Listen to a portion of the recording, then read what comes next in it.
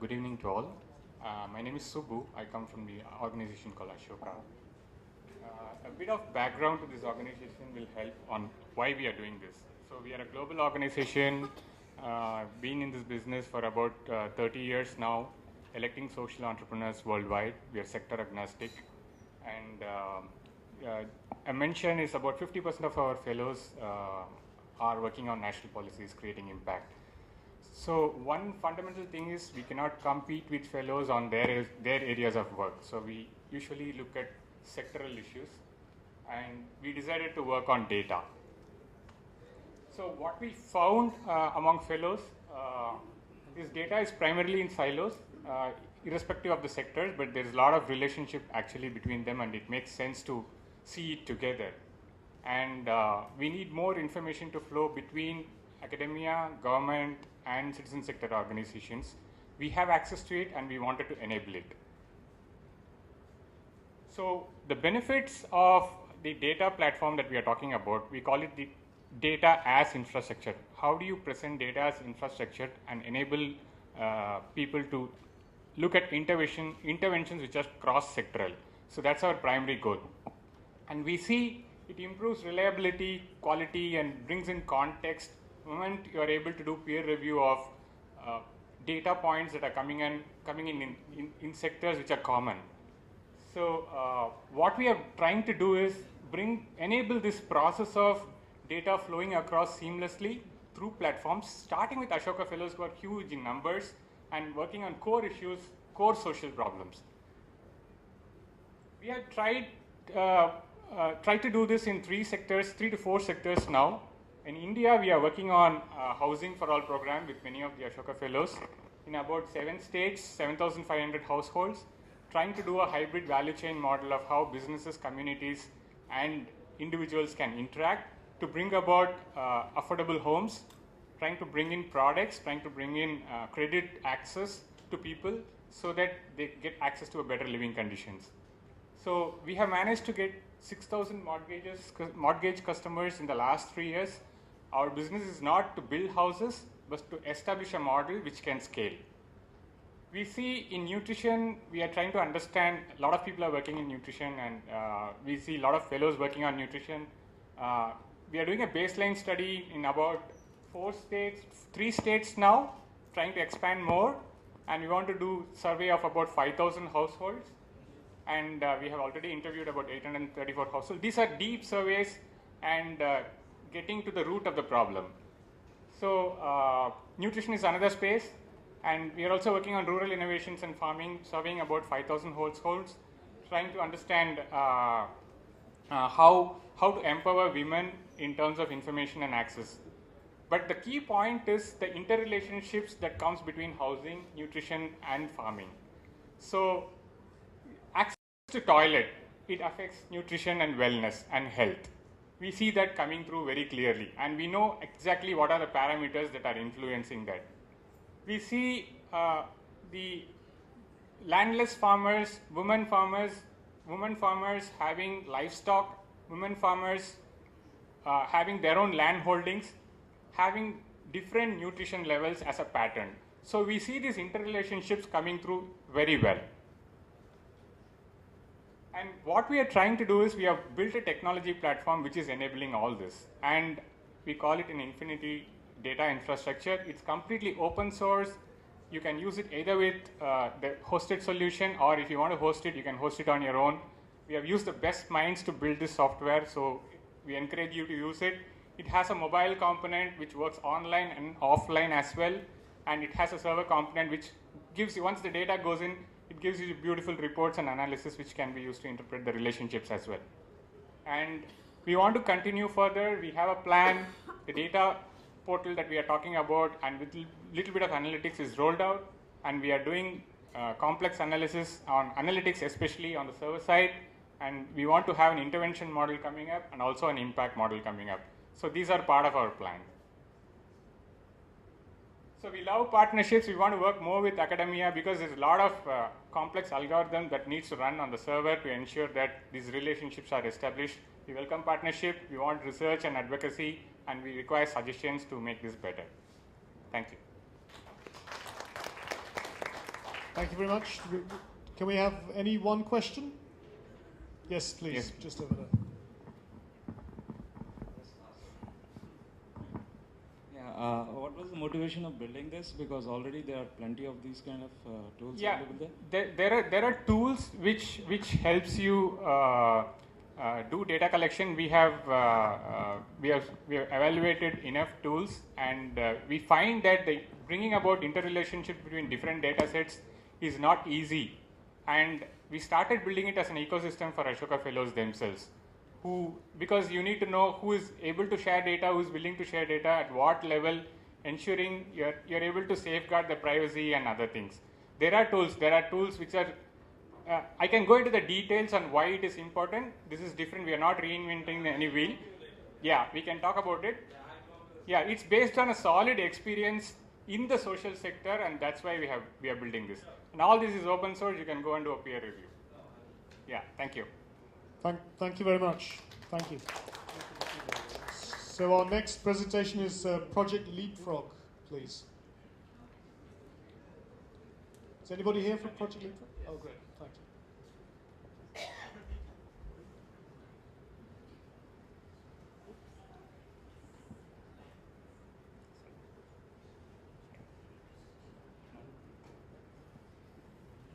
Okay. We've been sliced down from 5 minutes to 3 minutes. So I think all of y'all are PowerPointed out by now, I'm sure. So we are junking at the PowerPoint presentation, because then we'll just have to spend a lot of time trying to fit that into 3 minutes. So we'll forget about it. We'll just put up maybe a slide which gives you a background of where we are. My name is Stan, and I work with Adivasis in the Nilgiris district. Oops, I'm sorry. It's a bit of an urgent call. If you don't mind, I'll just quickly answer this. I'll sacrifice a little bit of my time. Hello? Okay. This is a call from the Nilgiris, from a group of Adivasi children, and they would like to sing a song for us. May they? Yes. Yeah, okay. Okay, everybody says yes. Go ahead. Thank you. No, it's in the mic.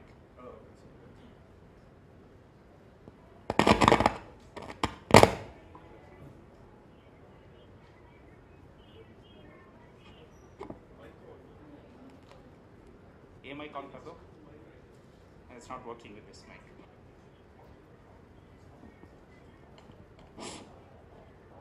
This hasn't worked, sorry. ये work नहीं चल रहा है. Speakerphone. Put on the speakerphone of the phone first. Sorry, that mic didn't work over here. There's a slight problem with the mic here. Can we try again? Can we try again? Yeah. Try again. Hello? Can you? Hello? Hello? Okay. All right. Yeah, I will. If it comes again. So this demonstrates two things. One, it is possible for somebody living in a forest village in the south of India to have their voice heard in the capital city of the country in a 5-star hotel. So Adivasi's voice can be heard over here. It also demonstrates the problems with it. Theoretically, yes, but practically we run into problems. That was not by design, that was by accident. But that does happen quite often. It worked when we did it at the other presentation, didn't work now. But in my presentation, given the time that we have, I'm not going into the details of the whole project, but I'm going, because you've heard a lot about how mobile technology can be used, so I don't think you need to hear more. But we're just going to say what's different about what we are trying to do. We are trying to put this technology in the hands of the Adivasis. Because one of the questions that has not been answered the whole of today, right from the presentation in the morning till now, is who owns the data.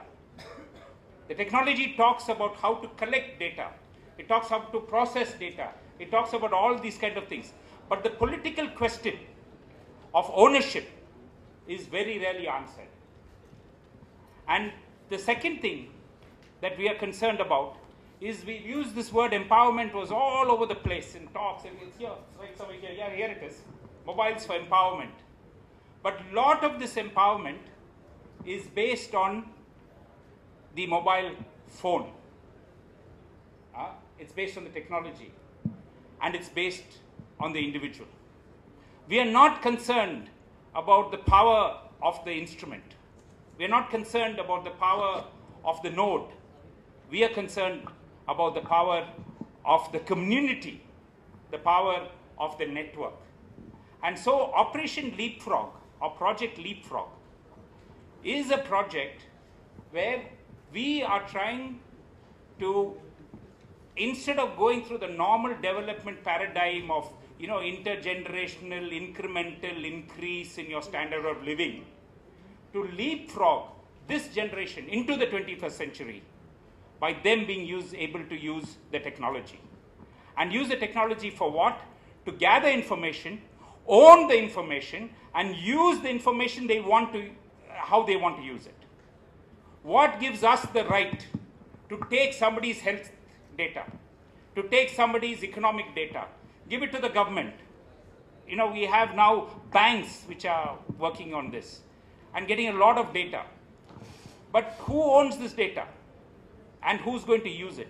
So our whole focus is on the community owning the data, they deciding what they want to do with it, they deciding who should have access or access to it, and they coming to decisions of what needs to be done. And one quick example of how it can be used is how they can hold the government accountable.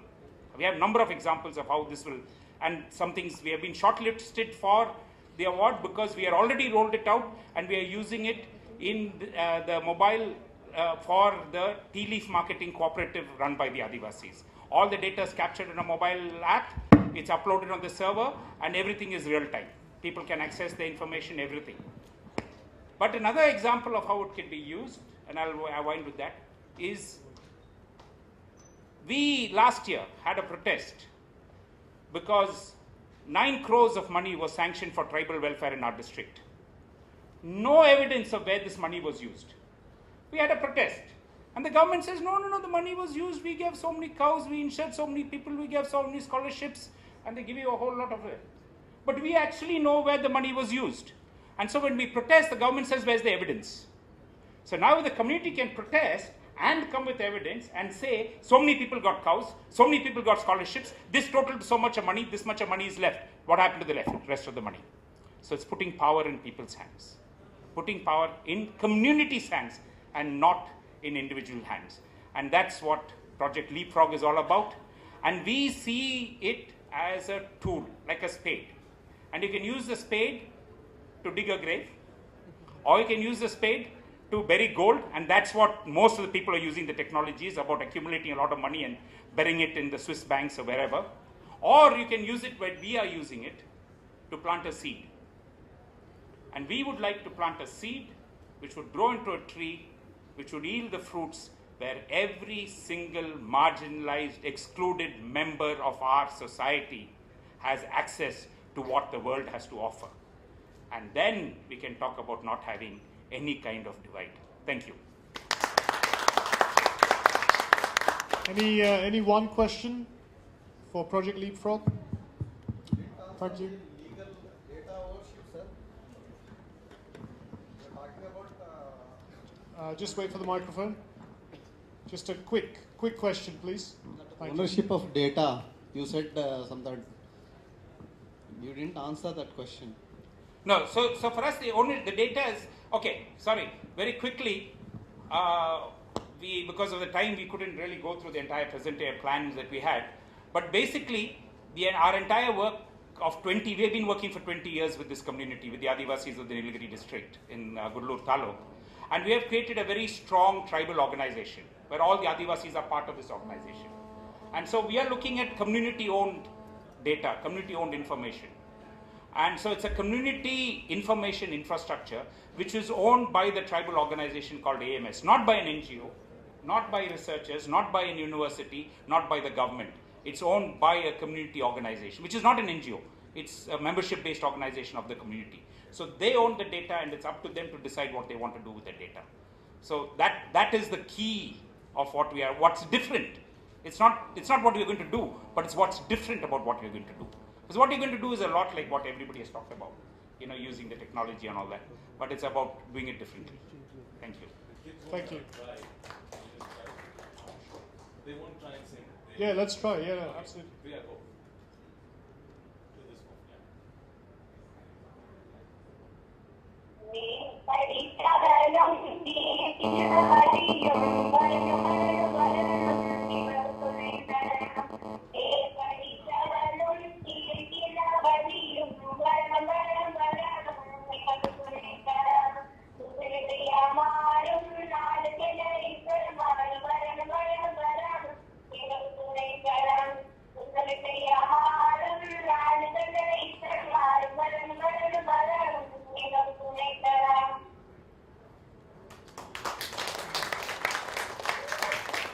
Thank you. You must, Thank you you all must have heard the clap.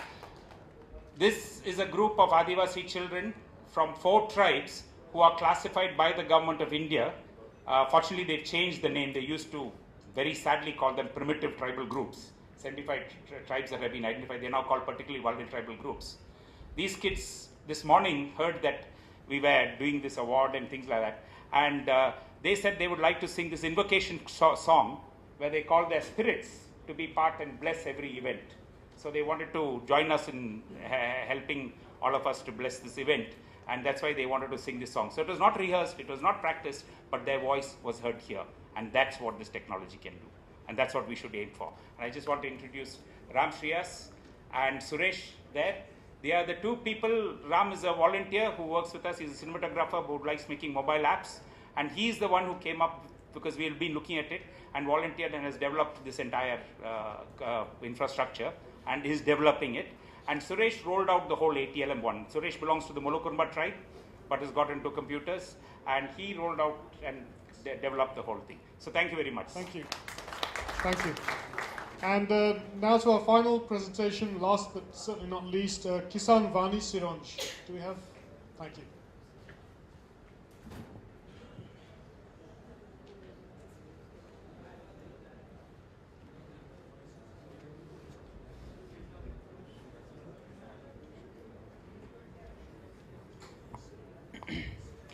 नमस्कार, मैं जितेंद्र शर्मा। जैसा कि नाम हमारा यहाँ पर लिया गया, किसान वाणी सिरोंज सामुदायिक रेडियो केंद्र है। जब तक मेरी पीपीटी खुलती है मैं आपको ये थोड़ा बहुत पता, चलिए खुल गई है। हम लोग मध्य प्रदेश के विदिशा डिस्ट्रिक्ट में एक तहसील है सिरोंज, वहाँ पर radio station, community radio station चला रहे हैं 2008 से। Indian society of agri business professionals, ये एक NGO है जो इस रेडियो स्टेशन को चला रहे हैं। 2008 से हम लगातार अपने प्रोग्राम्स रेडियो स्टेशन के थ्रू लोगों तक पहुंचा रहे हैं। कुछ ये मैं, क्योंकि समय बहुत कम बचा है, आखिरी मेरी प्रेजेंटेशन है, तो जैसा कि सामुदायिक रेडियो केंद्र में जो जिस तरह के प्रोग्राम्स होते हैं वैसे ही होते हैं, और हम लोग यहाँ पर एग्रीकल्चर को फोकस कर कर प्रोग्राम बनाते हैं। लेकिन जब हमने इसे शुरू किया था तो हमें लगा कि सिर्फ इन्फॉर्मेशन देना ही रेडियो, क्योंकि एक रेडियो का अगर नाम किसी के जहन में आता है तो सीधा सीधा मनोरंजन, गाने, ड्रामास सोचने को मिलते हैं। तो हमने एग्रीकल्चर इन्फॉर्मेशन के अलावा प्रोग्राम्स डेवलप करने शुरू किए। शुरू में हमें खुद उन प्रोग्राम्स को डेवलप करना पड़ता था, लेकिन बाद में धीरे धीरे कम्युनिटी हमारे साथ जुड़ने लगी, फार्मर्स हमारे साथ जुड़ने लगे, लोग हमारे यहाँ पर अपने फोक सॉन्ग्स रिकॉर्ड करने आने लगे। और यहाँ पर हम अपने एरिया के बारे में बताना चाहेंगे। 450 विलेज हम कवर करते हैं, और मेरे साथ कुछ मेरे सहयोगी यहाँ पर बैठे हैं जो कम्युनिटी रेडियो स्टेशन ही चलाते हैं। तो यहाँ पर मैं बताना चाहूँगा, हम लोग इतनी ज़्यादा एरिया पर इसलिए कवर कर पा रहे हैं क्योंकि जहाँ पर हमारा रेडियो स्टेशन स्थापित है वहाँ पर कोई डिस्टर्बेंस नहीं है बहुत दूर दूर तक। तो हम लोग काफ़ी दूर तक जा पा रहे हैं, लगभग 20-25 किलोमीटर तक हम जा रहे हैं। यहाँ पर मैं आपको, जैसे मैंने शुरू में बताया कि हम लोग शुरू में इन्फॉर्मेशंस, एग्रीकल्चर इन्फॉर्मेशन देते थे, बाद में कम्युनिटी का हमारे पास फीडबैक आने लगा। रेडियो का अगर हम नाम सुनते हैं तो वन वे कम्युनिकेशन दिमाग में आता है कि रेडियो के थ्रू एक अनाउंसर बोल रहे हैं और एक जानकारी हम ले रहे हैं। लेकिन यहाँ पर मोबाइल फ़ोन के थ्रू हम लोगों ने इसे 2 वे कम्युनिकेशन किया। हमारे पास रोज़ 25 से 30 कॉल्स आते हैं फार्मर्स के जो एग्रीकल्चर इन्फॉर्मेशंस भी लेते हैं, साथ में वो लोग वहाँ के लोकल फोक सॉन्ग्स जो हमने वहीं पर रिकॉर्ड किए हैं उन्हें सुनना चाहते हैं।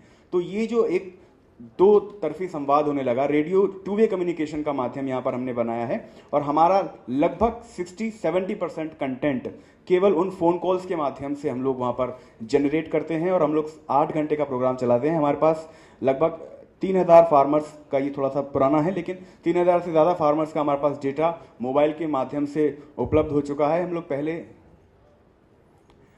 बस मैं करता हूँ सर खत्म। हम लोग पहले जो करते थे रेडियो स्टेशन में एक वन वे कम्युनिकेशन, वहाँ पर हमारे पास हम लोग एसएमएस के थ्रू भी अब हम लोगों को अप्रोच कर पा रहे हैं। हम लोग कुछ कल्चरल एक्टिविटीज़ करते हैं और हम लोग कुछ फोक सॉन्ग्स और हमें कल्चरल एक्टिविटीज़ रेडियो। अच्छा, एक चीज़ ये मैं ज़रूर शेयर करना चाहूँगा, यहाँ पर हम लोग सिर्फ रेडियो के माध्यम से नहीं, कुछ हमारे ऐसे फार्मर्स हैं जो लाउड स्पीकर के माध्यम से खुद भी सुनते हैं और बाकी लोगों को भी सुनाते हैं। और यहाँ पर कुछ अदर स्टेट्स भी हमें देखकर हमसे इंस्पायर्ड हो रहे हैं। हमें इस साल ही हम लोग ने जैसे शुरू किया था 2008 में कि हम लोग फार्मर्स को एग्रीकल्चर प्रॉब्लम्स का सोल्यूशन देंगे, हम लोग वो तो दे ही रहे हैं, लेकिन इस बार हमें अवार्ड मिला है लोकल कल्चर को प्रमोट करने के लिए। और इसमें बहुत बड़ा योगदान मोबाइल फ़ोन का है, क्योंकि हमारे 90% जो फार्मर्स हैं वो मोबाइल के थ्रू ही हमारा रेडियो सुनते हैं और उनके फीडबैक्स भी हमें मोबाइल के थ्रू ही मिलते हैं। यहाँ पर हम लोगों ने 80 फोक सिंगर्स क्रिएट किए हैं जो पहले से फोक सिंगर्स नहीं थे, यानी कि वो पहले से अपने आप को जानते नहीं थे कि उनकी कला लोगों को इतनी पसंद आ सकती है। 80 फोक सिंगर्स हमने क्रिएट किए हैं वहाँ पर, जो लोग अब बाहर जाकर अपना रोजगार ले रहे हैं। रेडियो स्टेशन पर वो फ्री ऑफ कॉस्ट गाते हैं, लेकिन बाहर पर मंडलियों के माध्यम से उन्हें बुलाया जाता है और ये भी पूरा का पूरा हमें मोबाइल के माध्यम से हुआ है। तो यहाँ पर ये कहना चाहूँगा, मोबाइल पहले शौक हुआ करता था लेकिन अब ज़रूरत है। और जब शुरू में हमने इसे शुरू किया तब भी हमने सोचा था कि चलिए मोबाइल नंबर के थ्रू हम लोग लोगों तक पहुँचेंगे, लेकिन आज हमें वो मोबाइल स्विच ऑफ करना पड़ता है कुछ एक घंटों के लिए, क्योंकि हम किसी सॉफ्टवेयर को यूज़ नहीं कर रहे हैं। वहाँ पर एक एग्रीकल्चर एक्सपर्ट रहते हैं जो फार्मर्स के क्वेरीज के आंसर देते हैं। तो इसलिए हमारे पास बहुत फ़ोन मोबाइल फ़ोन के माध्यम से आते हैं। और मैं कहना चाहूँगा, हमारा रेडियो स्टेशन की जो तरंगे हैं वो मोबाइल फ़ोन की तरंगों के साथ मिलकर ट्रिपल या यूँ कहेंगे 10 गुना बढ़ गई हैं और हमारा रेडियो स्टेशन बहुत लोगों तक मोबाइल के माध्यम से जा रहा है और हम तक बहुत लोग मोबाइल फ़ोन के माध्यम से पहुँच पा रहे हैं। Thank you. Thank you very much. Do we have any one question for our last presenter? Any questions? Thank you. Thank you very much.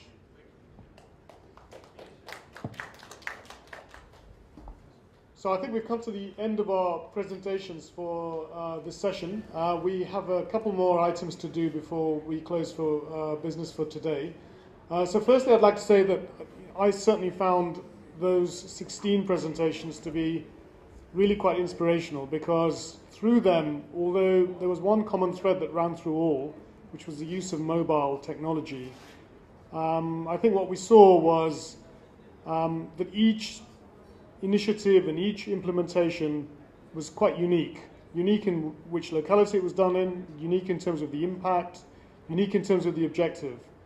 And the beauty of this is that this is the way in which the mobile technology or the mobile enablement is now happening, such that we've moved into interventions where we don't even talk about the mobile technology anymore, but we actually just talk very much about the impacts and the stories which we are seeing being experienced. So we cannot do justice to the amount of work that you've all put into these projects, in such a short period of time. So thank you for bearing with us, the presenters as well. Some of you have traveled a long way to come here, to have 4 minutes or 3 minutes of the stage to share your progress and your ideas. So thank you very much for that. Before we round off with giving out some gifts, I'd like to just maybe hand over the floor to Rohit, in case Rohit, you would like to share some final thoughts or comments with us.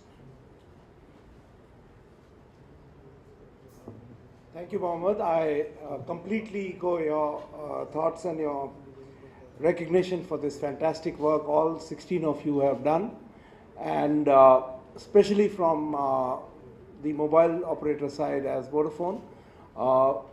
We have been committed with this venture for the last 3 years, and we are a long-staying partner in this plan, and we are very keen to partner into such path-breaking technologies, and wherever we can support. And one of you was talking of emergencies and exigencies, so I thought it would be very important to share. People look for mobiles for looking at emergencies, crisis,